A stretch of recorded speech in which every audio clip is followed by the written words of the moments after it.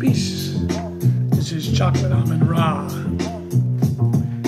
And class starts now. Well, some of you are not going to like the way class is today. But you already know that what I put on my short platform, small platform, it's not just being raw, it's being honest. So, today's class is why black people hate other blacks. We're gonna read in the Willie Lynch letters. We're gonna do the ISIS papers with Dr. France Cress Wellesley. Also, we're gonna show some video. We gotta figure out why hate is so strong in our community. Why do we look at each other with so much malice in the heart? In church, you do the same thing. In institutions, you got malice in your heart. You're at the workforce. You're there to make a living, and it's malice in your heart. Why? You live on this planet, 3 rocks from the sun. You're here for a short period of time. So why there's so much hate for one another? We got to figure this thing out now. And today, we're going to try to get it started.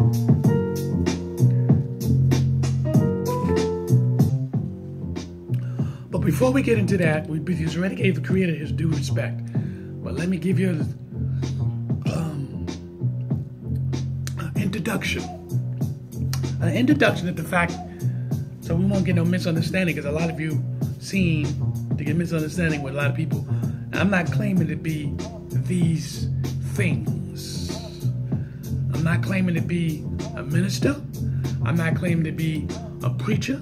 I'm not claiming to be a reverend. I'm not claiming to be a deacon. I'm not claiming to be an archaeologist. I'm not claiming to be an astronomer. I'm not claiming to be a scientist. I'm not claiming to be a mathematician. I am claiming to be, in my own opinion, in my own words, the messenger for my opinions, my research on the things I do. In today's class, which you're not going to learn in church and things like that. You're not going to learn this kind of stuff. Religion really doesn't talk about you. It doesn't talk about your identity. It just talks about ancient times. And then they use ancient time references to basically to keep you to do the right thing. Now, if religion helped you out and you became a better person, that's a beautiful thing. All for it. I never believed in getting rid of church. No. Church already has its foundation. Church has went through the process that it went through. But a lot of things church do, it's not up in my alley. I don't care if you go to church, Baptist church, Zion church, Jehovah's Witness, Mayon, 7 days Pentecostal, whatever you into. But I will say this. When you watch this video or any of my classes, do research, cross-reference. I recommend that. Let's get in.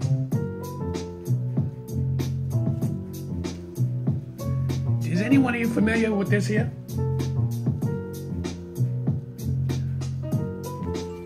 The Willie Lynch letters, making of a slave. I'm going to read a few passages, excuse me. I'm going to read because this topic today, and I already said it, why black people hate each other. We got to figure this thing out. But let me read some of these passages. Who brought the slaves to America?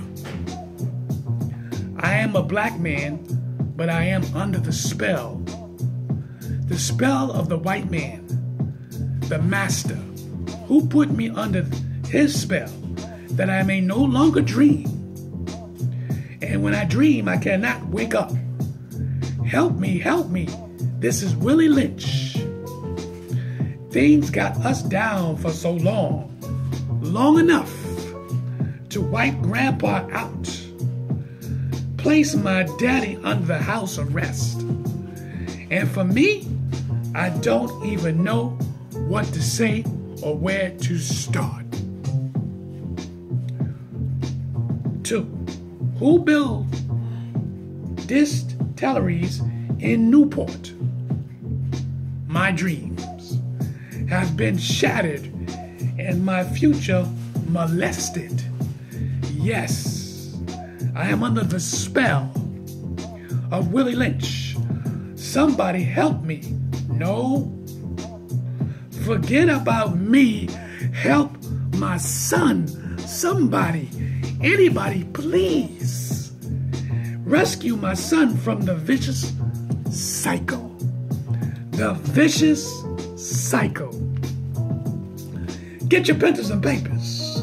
Look for this book. Search for it. You can go on Amazon.com. Try to look for the Barnes & Nobles. See if you can go to a lot of the black-owned bookstores and look for it. You got to find this book. It's small, but it's dangerous. It's popular. It gives you a cold chill. All right. We got to take it back here a little bit to try to understand why the black man and the black woman, they hate each other. You see the violence. You see in your communities theft, robbery, rapes, murders in our own communities. Why? Why are you savaging towards each other? Why is this? You don't know no better? Is it in your blood? Is it in your DNA? Has our descendant have been shocked to the point that they pass this hate, self-hate for one another? Because there's a whole lot of self-hate. You can see it. The evidence is clearly around you. The evidence is clearly around you. Now, I will give you some advice, but I'm about to show you this video. I'm going to show you this video, and it's going to shock you. Some of you probably seen it before. So hold on.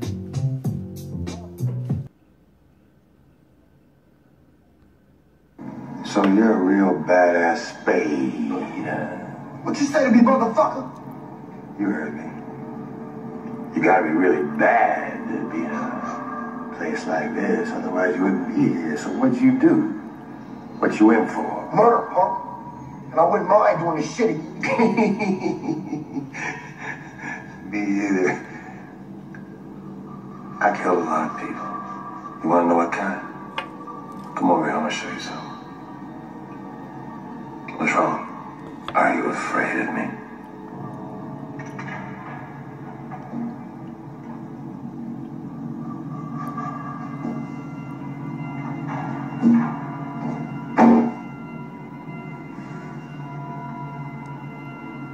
The final fight between black and white has begun.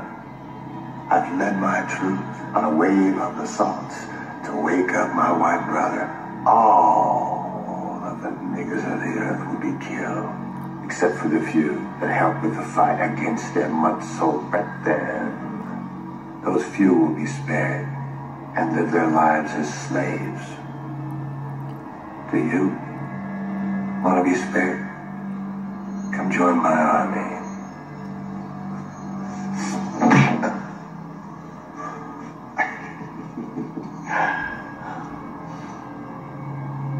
Hey, nigga, those guys you killed, what color were they? Huh?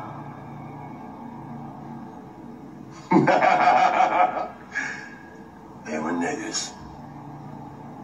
I know it.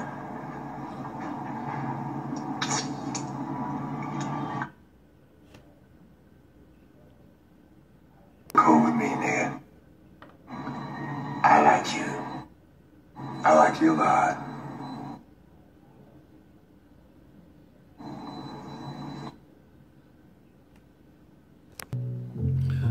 Okay, now, when you see that video, I know it shocked you, right?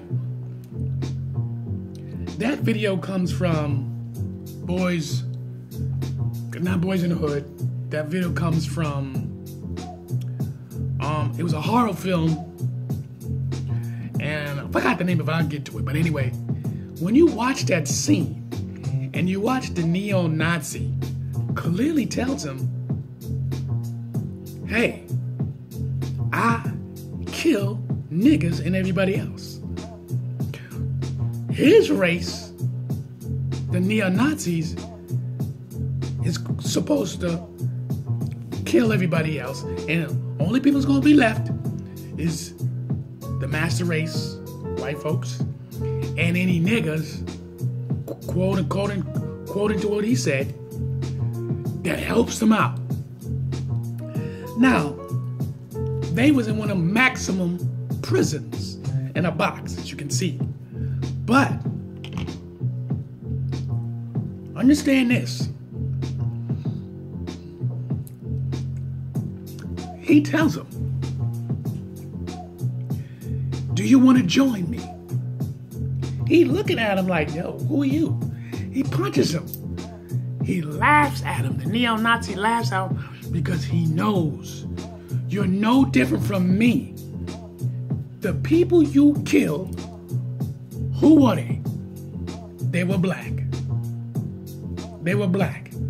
And his expression on his face never changed, because you have a lot of black people who's like that. Men and women. Men and women. Throughout school today, I'm going to show you videos, and we're going to read as well. But I wanted to show you that to get off the start of how our people, something's really wrong. But we got to find out why we hate so much. Here's another clip.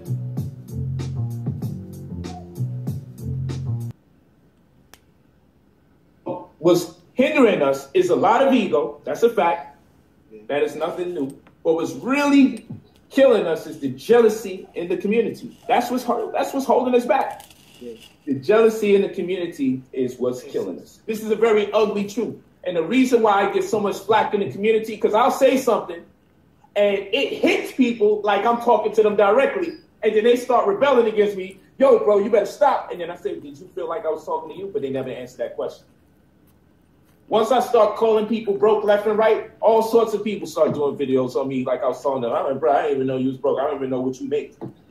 When I say we're behaving like animals and we have to change our spirit and change our mentality and change our attitude towards each other. Where we have people killing each other senselessly for their sneakers and their chains, those neighborhoods still exist. Facts. People ready to take your life for a coat. Those neighborhoods still exist. And even though brothers and sisters want to tell you, but look who created the condition, brother. You Negroes don't talk about the condition when you disagree with celebrities. You say that they're coons and they're mother effers. When the celebrities do something you don't like, you don't never say, yo, brother, leave the celebrities alone because that's the white man that created the condition in their mind. I ain't never heard nobody blame the white man for the celebrity they disagree with. But when I talk about the drug dealer, when I talk about the murderer, the senseless murderer of black people, Brother Polite is the condition that the white man created. You come with that smooth talk. But when I talk about the man with more money than us, oh, he's just a coon. Oh, that guy, he's a coon. So I know what this is really about, family. You can't tell me. I'm not slow. I know what this is about. I know what it's all about. So you guys came for me. Like now I don't have the right to talk about black issues because I'm making more money. So since I made more money, I'm no longer black. My black card is revoked, as these Negroes say. See, they play pretend all the time. I'm like, oh shit, my black card's revoked. No, Negro, I actually got a black card and I use it to get goods. This imaginary black card being revoked, you had me nervous. I thought you was some kind of credit union or some shit. Then I came to my senses and said, oh, the Negroes are playing pretend again. That's what they're doing. They're playing pretend. Now you got imaginary black cards that can be revoked where you don't have the right to come into the community. See, the reason why we're losing is because we play pretend. Negroes will try to convince you the hood is an oasis filled with just great people who love each other, and black and white people are just interrupting the free spirit and energy. Let me explain something. If we got rid of all white people from any damn hood, and the hood's filled with black people, but we got rid of white people, X amount of square miles radius, who don't live in our hood, but if we just got rid of them and we just left alone, we would still destroy each other. We will destroy each other until we hold each other accountable. Now, brothers and sisters, gods and goddesses, kings and queens, whatever, however you want to be called.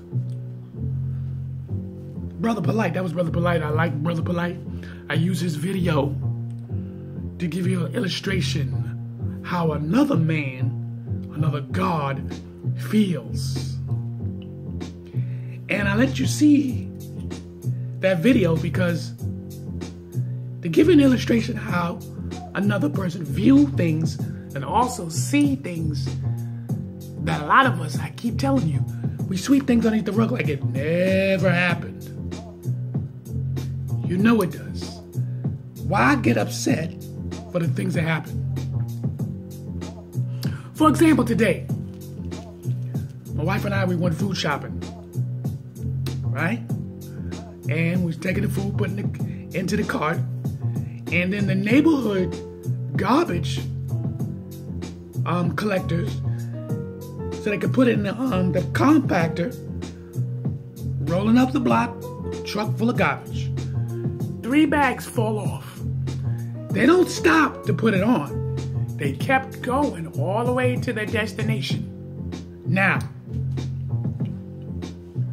my wife says, look, the garbage is in the middle of the street. So I looked at it. First car weaved past it. I said, hold on for a second. I gotta move this garbage out of here because this is dangerous. So I moved the 3 big giant bags out from the from the street and put it on the sidewalk. Because I knew if I had left it there, it would be an accident. Common sense, right? How many people would have left that garbage? Because the guy that was driving the car that weaved, he didn't stop, he kept moving. The people who was driving the truck and had all that garbage, they didn't stop to get those bags. They kept going to their destination. This is in our communities, how we have lack of Respect. I took the 3 garbage bags. I moved one at a time because they were real heavy. Big body bags. Now, the reason why I'm giving you this illustration, which was a true story that happened, is that if we don't take care of each other in our communities, are we going to destroy each other? I mean, just 3 weeks ago, a man was sitting on the bus stop, and another man, or person, because I don't know if it was a woman or man, went up to the man sitting on the bus stop, shot him in his chest twice. Why? I don't know. But before that, there was another killing here in this neighborhood. Why? What are you angry about?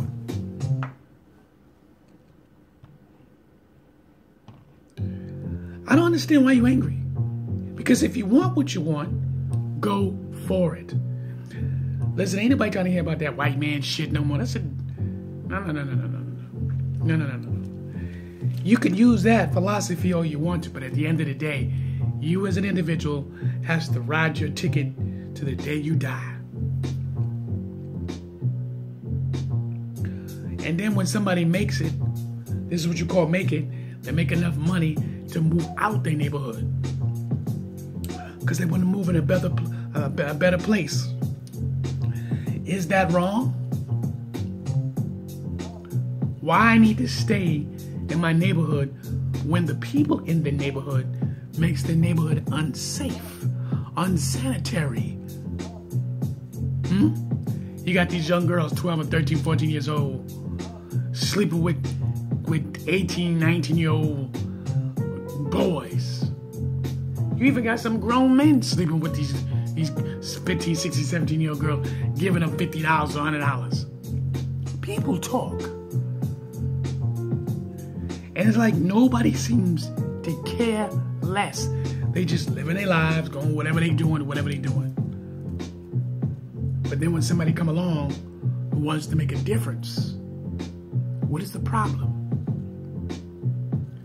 I'm going to tell you, what Brother Polite gave you was the street terminology. I'm going to give you my opinion. My opinion is this. We got to take this way back. Way back.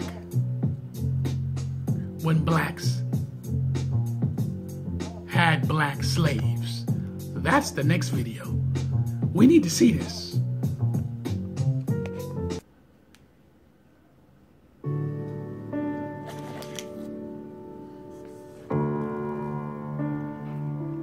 We can only begin to imagine the sheer horror of the slave trade. But what if we could place an actual ancestor within that story? We were able to do just that for one of Tom Joyner's ancestors, his third great-grandfather, Tony Dumas. Can you read where it lists Tony Dumas' birthplace? On the far right. Place of birth, Africa. Africa. Your great-great-great-grandfather, Tony Dumas, was born in Africa around 1790.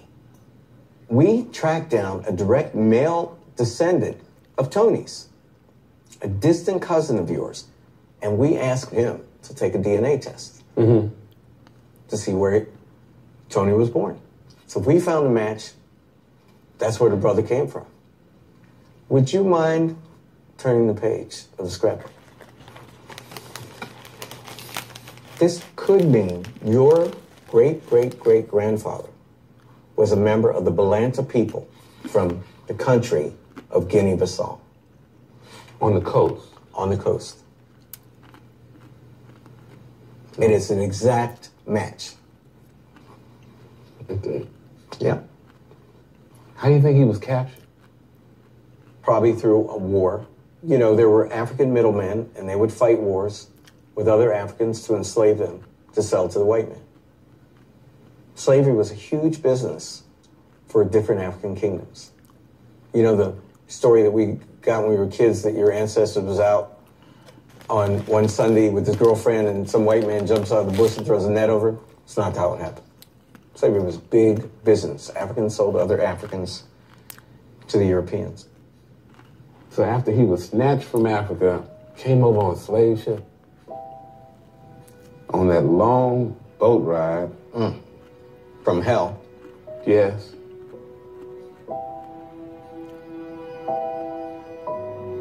Discoveries like this make me even more eager to learn about my own African past. Now, I showed you that small clip just to let you know that slavery was started by black people, other Africans. Big business. And I know what you're saying. Oh, we already know all that already. Okay. You know this already, but you don't comprehend the truth. You seen when he told the man that his great people or cousin or father, whatever, was captured by another African because slave was big business. Big business. I've been telling you this for a minute. I've been telling you this for a long time. Excuse me. Right? So, I said this before. Sorry. That it was big business. Right? Now, if you looked at his response, he didn't respond with anger. He was upset that his great-grandfather had to go through that horrifying act. You notice he didn't say, wow, other black people did this to us. This is what a lot of people do. You sweep these emotions underneath the rug. You see, I told y'all before that 13 different nations had started and helped the slave trade. I told you this before, and what we got to do is get to the roots and why black people hate each other. This is the beginning. This is the beginning. Understand the beginning. Because black people don't want to accept responsibility for their own occurrence. You don't.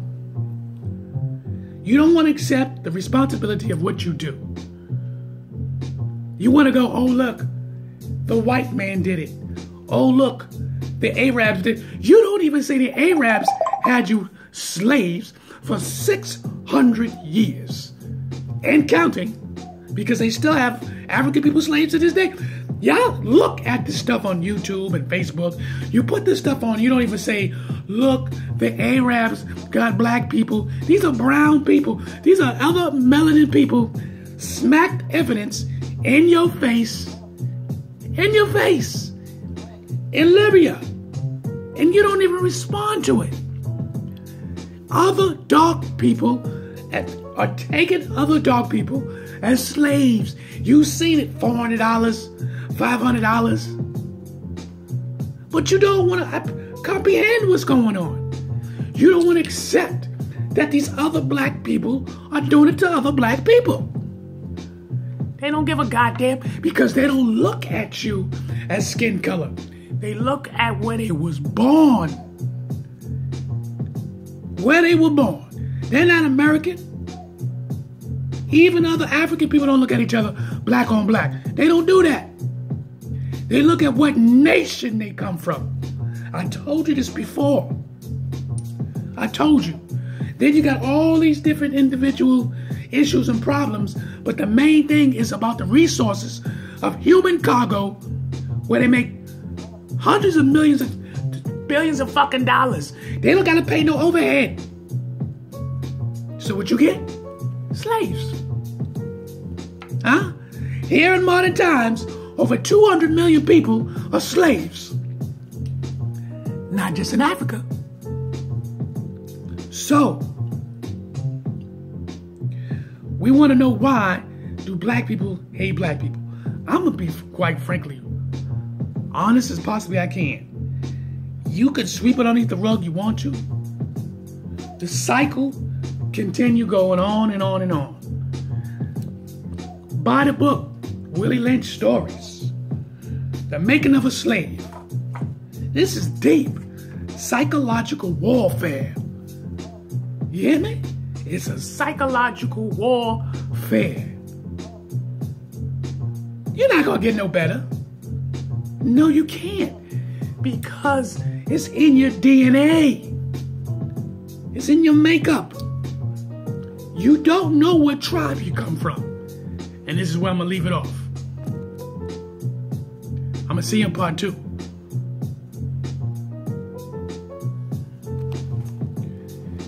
This is heavy. See you in 2.